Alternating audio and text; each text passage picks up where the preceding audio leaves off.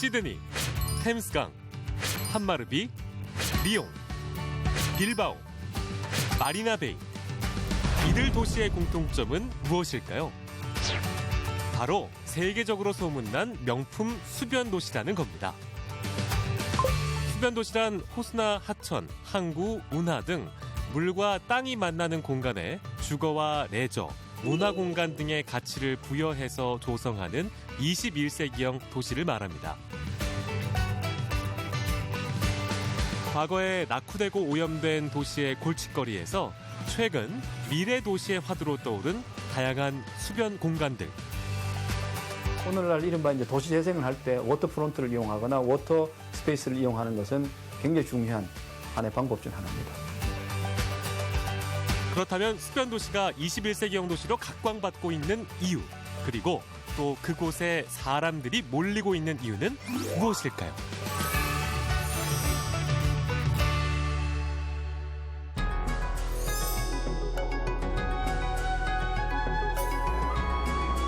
오사카는 일본 제2의 도시로 도쿄에 이어 경제와 문화 등 중요한 역할을 담당하고 있는 도시입니다.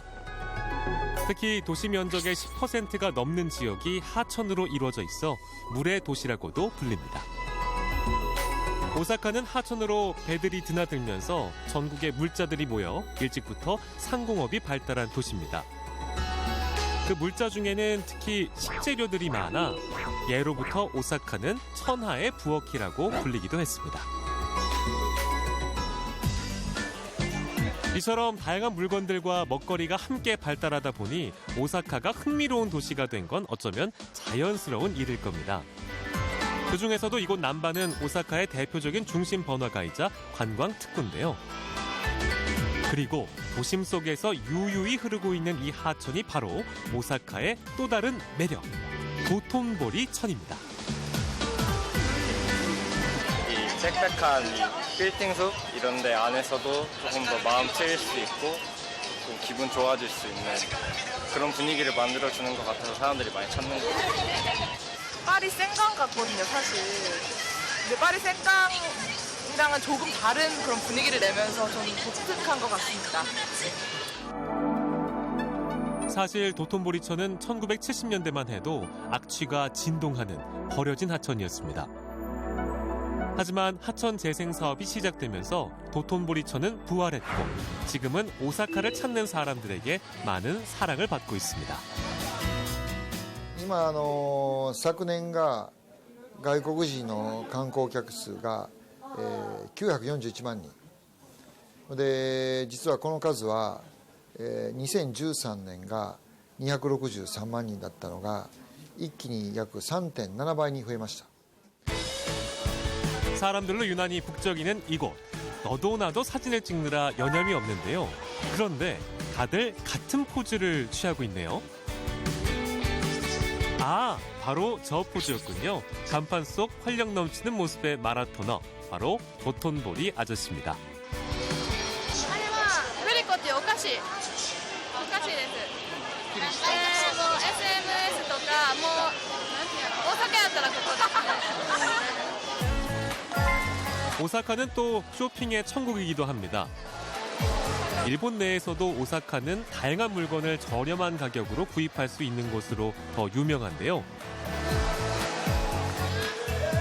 볼거리 많은 이곳에서도 특히 사람들의 눈길, 발길을 끄는 것은 유쾌하고 익살스러운 간판들인데요.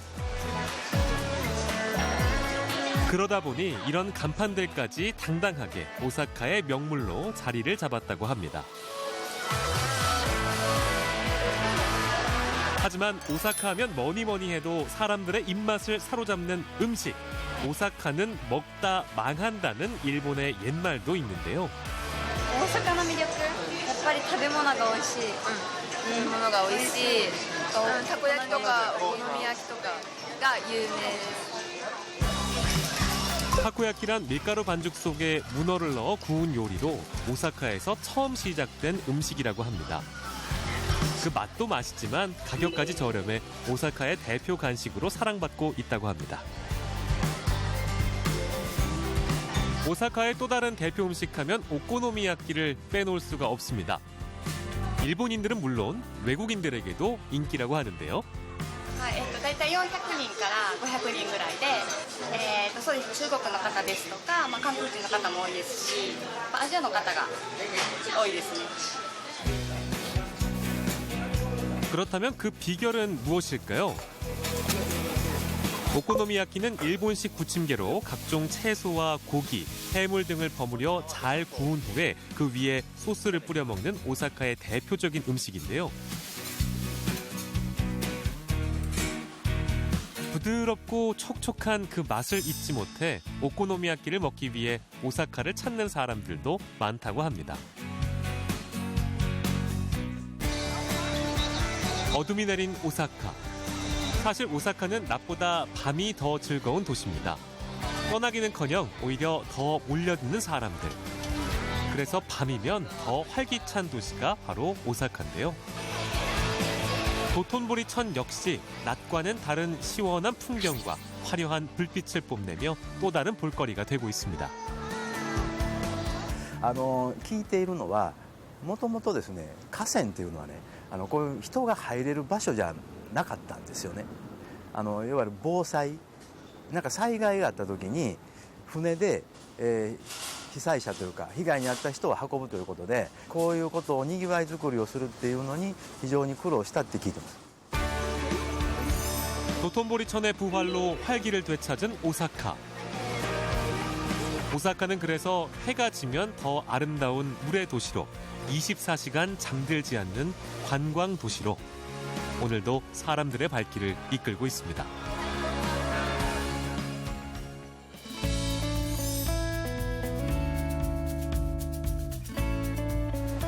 그렇다면 우리의 경우는 어떨까요?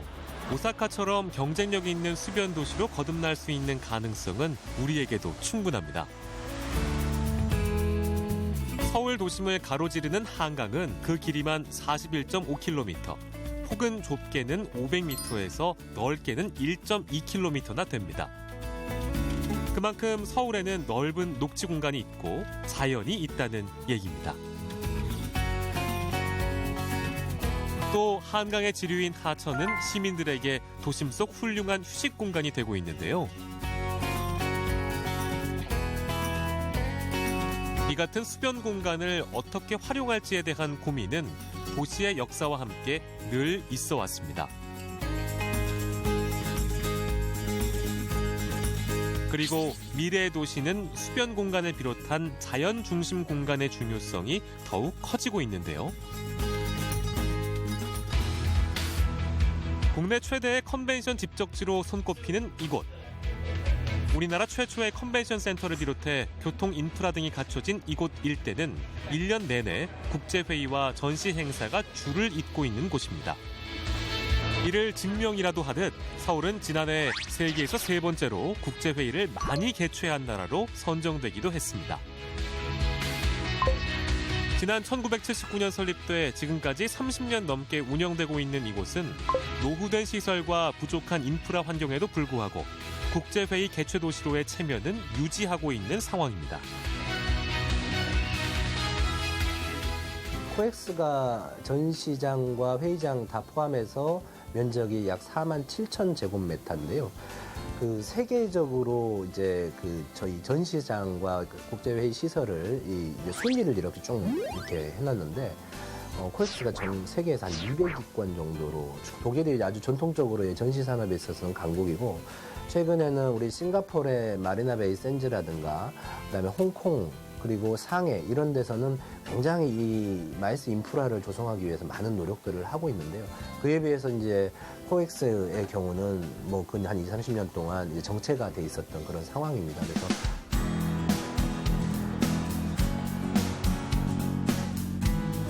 중국과 한국을 오가며 섬유 관련 사업을 하고 있는 두무산 씨.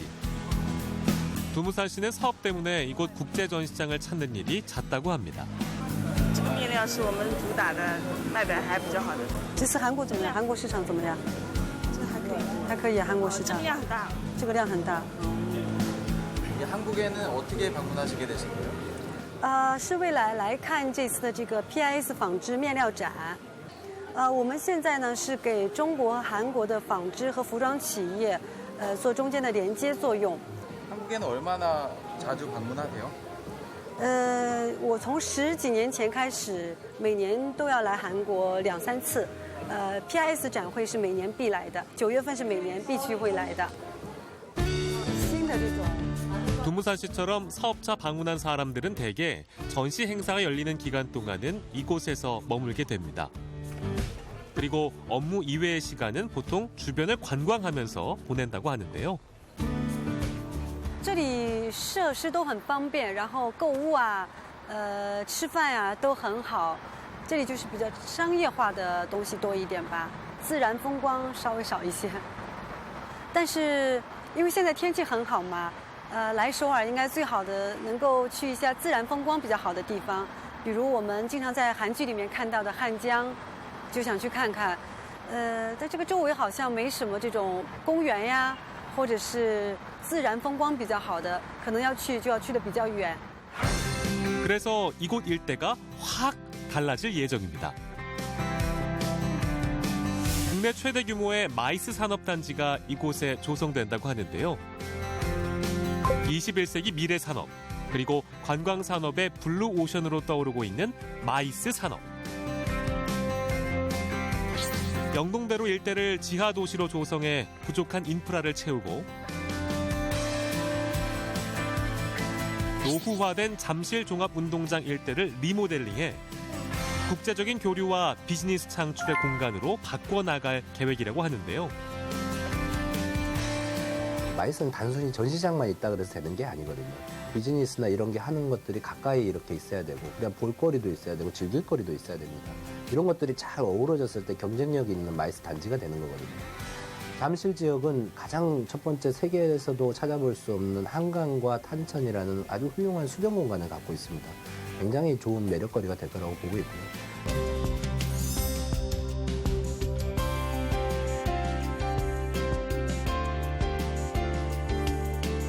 그렇다면 도심 속 버려진 수변 공간이었던 탄천은 앞으로 어떻게 활용될까요? 보시다시피 이쪽에는 콘크리트로 돼 있죠. 주차장이 있고요. 여기도 주차장이 있고, 이거를 저희는 여기에 있는 콘크리트를 걷어내고 자연 호환으로 만들 겁니다. 그리고 여기에 지금 콘크리트에 덮여 있는 부분은 다시 녹지로 다 조성이 되고요. 그리고 일부 이쪽에다가는 그 시민들의 편의시설들이 들어서게 됩니다. 이 일대의 한강과 탄천은 수변 문화 여가 공간으로 탈바꿈될 예정이라고 합니다. 저쪽도 이런 콘크리트 호환을 이제 다 걷어내게 됩니다. 그리고 그 앞에는 마리나 시설이 들어설 계획입니다. 뭐 요트라든가 그런 배들을 이용할 수 있는 그런 시설이 저기에 저반 시설이죠. 그런 시설들이 저기 들어서게 되고, 그걸 이제 시민들이 편리하게 이용할 수 있는 그런 공간이 될 겁니다. 그거 외에도 소규모 광장이라든가 이런 것들이 또 있게 되고요. 뭐 무엇보다 자연한테 돌려주는 그런 공간들이 많을 겁니다. 자연적인 수풀이라든가 뭐 나무 이런 것들로 주로 그런 공간들로 이렇게 쭉 되고요. 뿐만 아니라 그동안 도심과의 단절은 물론 접근성이 없어 사람들도 외면해 왔던 탄천을 누구나 쉽게 걸어서 오갈 수 있는 공간으로 재탄생시킬 계획이라고 하는데요. 하고 요 앞에 쪽에 이제 그 보행교가 들어서게 됩니다. 그래서 시민들이 자연스럽게 이 보행교를 통해 가지고 저기 그 잠실하고 삼성동 쪽을 왔다 갔다 할 수 있도록 하고요. 우선 가장 불편한 점이 한강에 접근하기가 쉽지가 않잖아요. 그 올림픽대로가 있어서 그것 때문에 사실 한강과 이쪽 그 잠실 경기장이 단절이 돼 있습니다. 올림픽대로를 약 한 460m 정도 지하시키게 됩니다. 그러면 시민들이 그냥 걸어서 그 언덕을 넘어서 한강에 접근하게 되고요. 이처럼 삶의 질이 높아지면서 그들에게 여가와 문화를 즐길 수 있는 수변 공간으로의 자유로운 보행은 미래 도시가 적극 수용해야 할 부분이기도 합니다. 사람 중심의 가장 중요한 표현은 바로 뭔가 보행자라는 겁니다. 런던 가면 템즈 강에 가면 이제 보행교 있잖아요. 그런 식으로 해서 뭐 보행교 자체가 하나의 경관이 되고, 또 그것이 하나의 랜드마크에 대해서 사람들도 찾아오고, 또 다리가 있으면 사람들 건널라 그래요. 뭐 그렇게 해서 그런 보행자들이 그 주변에 이제 많이 이제 모이고 머무는 이런 조건이 되면 그때는 탄천변도 진수 공간을 만들어서 사람들이 이용할 수 있도록 이렇게 마련해줘야겠죠.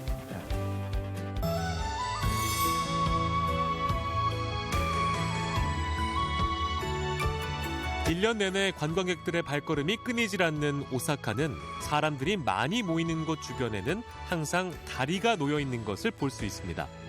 그리고 그 다리는 어김없이 친수 공간과 연결이 돼 있는데요. 걸어서 다리 하나만 건너면 갈 수 있는 도심 속 자연 친화적 공간. 그러니 사람들도 그곳을 또 자주 찾을 수밖에 없습니다. 하지만 과거의 도톤보리천은 도심과 또 사람과 단절된 하천이었습니다. 하천으로 접근할 수 있는 길도 없어 오로지 다리에서 내려다보는 하천으로 사람들은 만족했어야 했습니다. 그렇다면 어떻게 지금과 같이 접근성이 뛰어난 하천으로 변할 수 있었을까요? 이를 알아보기 위해 하천 정비 사업 초기부터 참여해오고 있다는 오사카 부립대 하시즈메 신야 교수를 만났습니다. 大阪ではもともと川と町が一緒になって発展したんですね。でそれに対して戦後工場がたくさんできてきて、で川と町の関係性が変わった。だから全てのビルが川を裏に意識して、昔は川の方に各建物入り口があって、で船にもすぐ乗れるような町だったのが変わってしまう。でその関係を変えようというのが2002年から始まった再生事業です。昔工場があった場所なんですね。一つはホテルでツインタワーになってます。はい。この工場だと順番にこういう新しい水辺の名所を作っていくという事業を我々は20年ぐらいかけてやっている。一番大事なことは堤防があって人が川に近づけなかったの。それを変えたい。なので川に面して人が歩ける楽しい場所をたくさん作る。そういうことを進めてます。 1994년 시작돼 20년 동안 이뤄낸 하천 정비 사업의 결과가 바로 지금의 도톤보리천. 하천 주변에 사람들이 몰리자 상인들도 바뀌었습니다. 스스로 하천 쪽에 문을 내기 시작한 건데요. 遊歩道を作る前は、堤防があるだけだったので全部建物ビルも背中側を向いてたんですけども、遊歩道を作ることによって、そして人が歩き始めることによって、ビルの建て替えに合わせて川側に出入り口を作って、で出入りもできるようになりますし、オープンテラスを設置して、コーヒー飲んだり食事をしたりということもできるようになりました。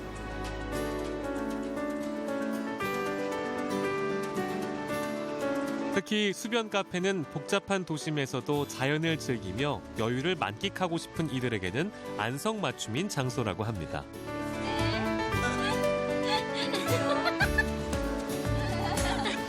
ランチ美味しくって、でなんか川の風とかもよくってとりあえずテラスが好きなんで、この外が好きなんで、外と川も好きやし太陽も好きやから全部好き。全部好き。 시원한 음료 한 잔을 즐기다 보면 어느덧 만나게 되는 석양. 이처럼 수변 공간을 찾아 좋은 전망을 즐기는 사람들이 늘어나면서 이를 활용한 다양한 아이디어들도 선보이고 있습니다.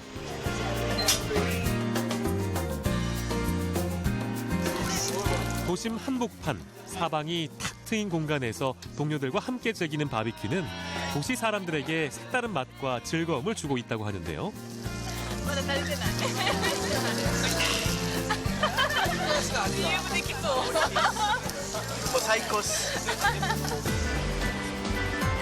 매일 밤 물 위로 비치는 불빛들로 인해 화려하게 다시 태어나는 오사카.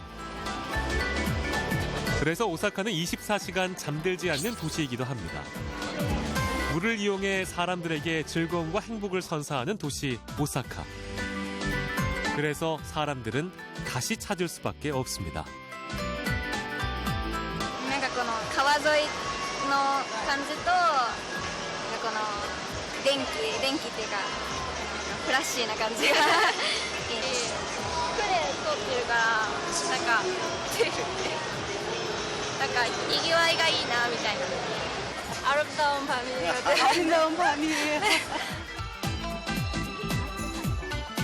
그렇게 물의 도시 오사카는 그들에게 특별한 도시, 좋은 추억으로 오래 기억될 겁니다. 그 하천이 갖고 있는 자연 상태를 최대한 복원하고 자연 스스로가 강을 규정해가는 이제 그런 단계로 넘어가는 것이 오늘날 세계적인 하천 관리 복원의 지금 추세입니다. 그래서 우리 서울도 그 한강의 그 관리의 방침이 철학이 서울 한강의 자연성 회복이에요. 거기다 무조건 뭘 넣는 게 능사가 아니라 사람들이 생각보다는 그야말로 고요한 하천을 자연을 사실 더 선호합니다. 생각보다는.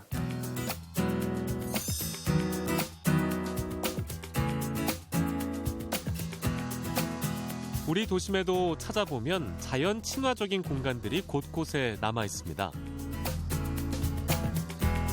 그것을 발견하는 것은 또 도시에서 흔히 찾을 수 없는 즐거움이기도 한데요.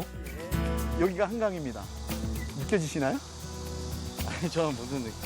뭐 매미도 울고요. 네, 산속에 있는 것 같은 예. 느낌이 드는데요. 예, 이게 느릅나무입니다. 물을 좋아하는 나무죠.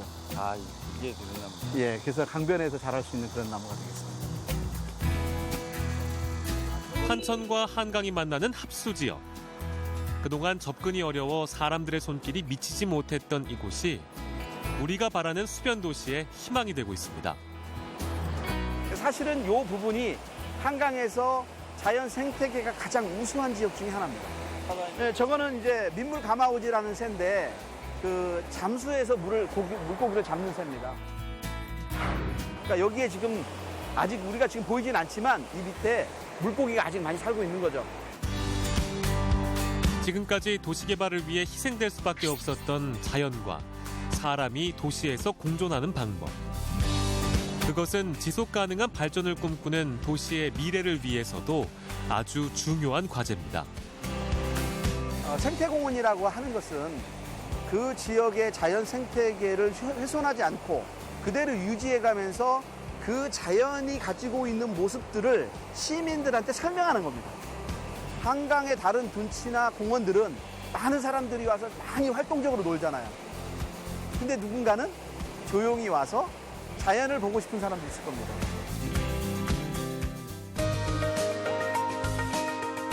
한때는 사람들의 삶의 터전이었고 한때는 경제 발전의 원동력이었던 수변 공간.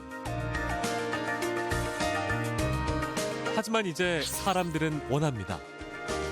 도심 속 힐링 공간으로 사람과 자연이 아름답게 조화를 이루는 새로운 수변 도시를.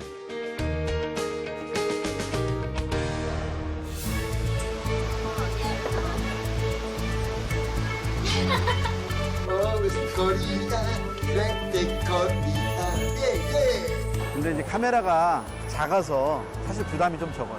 옛날에 ENG 카메라 있잖아요. 이거는 무서워요. 소리가 안 나겠다. 편하게 하실게요. 네. 말 그대로 옛날 그 시골에 있는 내과 오는 그런 기분이겠네요. 저희의 희망사항입니다.